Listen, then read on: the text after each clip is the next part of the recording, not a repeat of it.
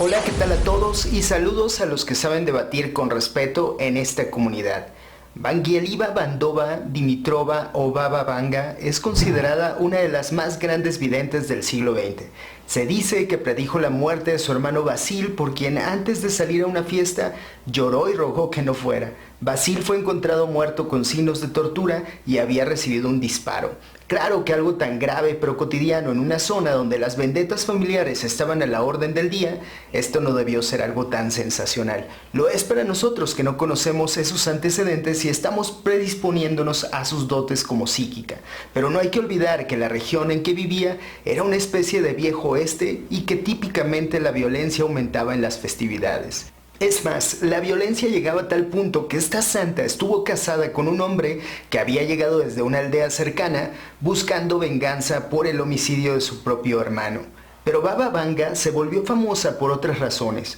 Fue detenida por difundir una predicción sobre la muerte de Stalin, un hombre odiado en sus últimos días y al que, por cierto, todos le deseaban la muerte. Stalin efectivamente falleció un año más tarde, a los 70 años, pero tras 3 años de mala salud, lo que me lleva a pensar cuántas personas sin ser videntes esperaban su muerte, pero no se hicieron famosas porque no lo expresaron en voz alta. Pero la dulce anciana también dejó previsto un lío para todos los que estuvimos vivos durante septiembre del año 2015.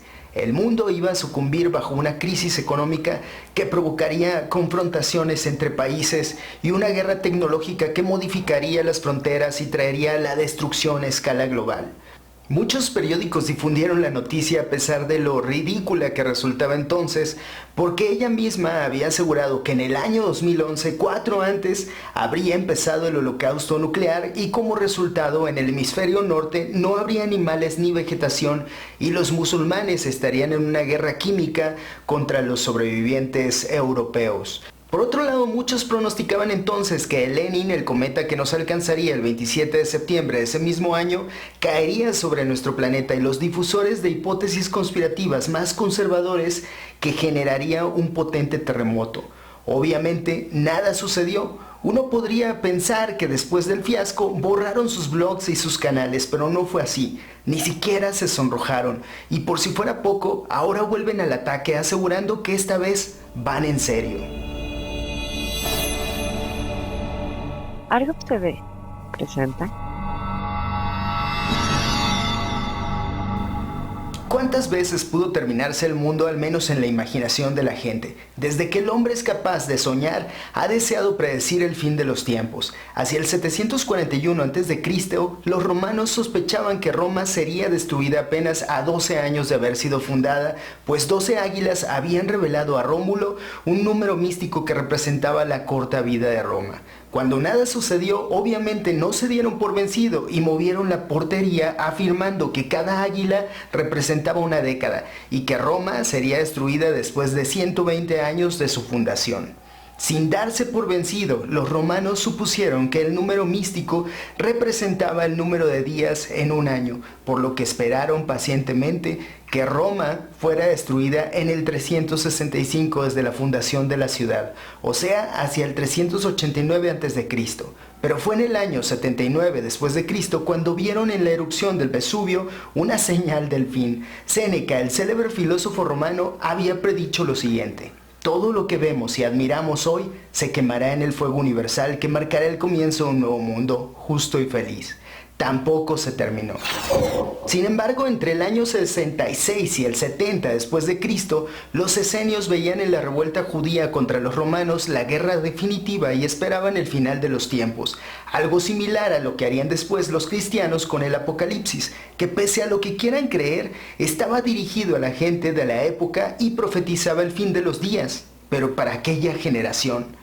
Por cierto, que si bien todas las generaciones, sí, todas, han predicho su propio fin, son los cristianos los más decididos y que con menos vergüenza se lanzan una y otra vez sobre el tema. Desde los propios textos bíblicos nos ha llegado una historia en la que Jesús predijo que el juicio final llegaría antes de que concluyera una generación. En el capítulo 16 de Mateo se lee lo siguiente: de cierto os digo, hay algunos de los que están aquí que no gustarán la muerte hasta que hayan visto al Hijo del Hombre viniendo en su reino. Pero si en ese momento pongamos que hacia el año 30 había un bebé presente que se desarrollara y viviera a lo largo de una vida común, habría muerto forzosamente hacia el 120.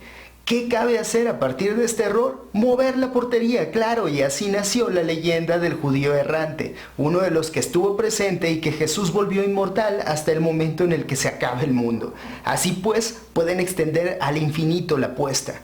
Pablo de Tarso siguió también el ejemplo, consciente de que si en materia religiosa alguien miente o comete un error, otro vendrá a reinterpretar el argumento. Así que lanzó su propia advertencia del fin del mundo para aquellos tiempos, lo mismo que en su momento hicieron infinidad de santos, beatos y hombres de fe como Martín de Tours, Hipólito de Roma, Sexto Julio Africano o San Irineo, entre otros muchos más. Pero ¿qué tal la psicosis milenarista? En el año 992, aunque el uso del calendario gregoriano no estaba lo suficientemente bien difundido, el Viernes Santo coincidió con la fecha de la Anunciación de María y se corrió el rumor de que en un día así nacería el Anticristo y por lo tanto el fin del mundo sucedería antes de que pasaran 3 años. Así pues, muchos más clérigos predijeron el fin del mundo y el Papa Silvestre II no quiso quedarse atrás. En los lugares de Europa donde sabían que estaban en el año 1000, se produjeron disturbios y mucha gente tomó sus posesiones y marchó hacia Jerusalén para poder morir en Tierra Santa. Como nada sucedió, propusieron que el fin del mundo no ocurriría 1000 años después del nacimiento de Jesucristo, sino 1000 años después de su muerte durante el Viernes Santo. Y como nada ocurrió, esperaron el domingo de Pascua, supuestamente el momento de la resurrección. Pero si todo eso falla, entonces, ¿por qué no esperar una fecha marcada con el número de la bestia? Después de muchos otros intentos por predecir el final, hacia el año 1666, la gente coincidió en que esa vez no se equivocarían. Además, una plaga había asolado Londres en 1665 y un gran incendio la había precedido. Claro que nada ocurrió, pero ¿qué tal la religión de los testigos de Jehová que desde su fundación en la década de 1870 predijeron el fin del mundo hacia 1914? La historia apenas se pondría divertida. Obviamente la fecha se continúa posponiendo a falta de trompetistas más experimentados. Lo mismo que ocurre con los mormones, quienes se llaman a sí mismos la Iglesia de los Santos de los Últimos Días, que no llegan. Lo que sí llegó fue un nuevo milenio y con él renovados bríos para atinarle la fecha. El 5 de mayo del año 2000, por ejemplo, Mercurio, Venus, Marte, Júpiter y Saturno se alinearon con el Sol y la Luna. Hacia 1977, el arqueólogo Jeffrey Goodman había apostado a que en esa fecha ocurriría un terremoto, erupciones volcánicas y que la Tierra se fracturaría, mientras que Richard Nunn aseguraba en su libro Hielo, el último desastre, que lo que sucedería el 5 de mayo sería más bien un desplazamiento del eje magnético de la Tierra, lo que produciría una nueva época glaciar. El Y2K también contribuyó al tema y para quienes ni siquiera lo escucharon mencionar, no se perdieron de mucho. Se suponía que un error en el sistema Unix a 32 bits donde los programadores habían omitido la centuria en el año para el almacenamiento de fechas intentando economizar memoria, no contemplaría el cambio de milenio sumiendo a la humanidad en un caos el 1 de enero del año 2000. Rápidamente muchos evangelistas capitalizaron el tema e instaron a sus fieles a almacenar agua y alimentos. Algunas computadoras fallaron, entre ellas la mía, pero en ningún caso alguna tostadora cobró vida y asesinó a sus dueños. Pero ¿qué tal cuando el colisionador de hadrones se puso en marcha en el mes de septiembre del 2008? Algunos detractores creían que al ponerlo a funcionar se provocaría una colisión atómica que produciría un agujero negro que devoraría el planeta entero. Nada sucedió, o bueno, casi nada, porque funcionó una vez y luego se descompuso.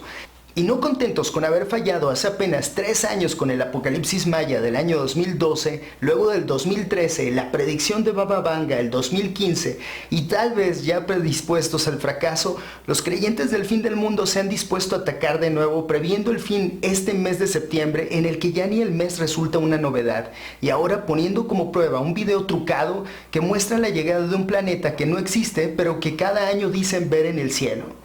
Qué pena, raptos religiosos que nunca sucedieron, miles de elegidos que fueron dejados plantados por impuntuales alienígenas, dioses que no cumplieron sus promesas, catástrofes naturales que nunca llegan y lo peor, suicidios masivos, homicidios y tanto tiempo perdido en algo que nunca ha sido cierto. Pero la Biblia nos deja abierta la posibilidad de saber la fecha real. Habrá guerras y rumores de guerras.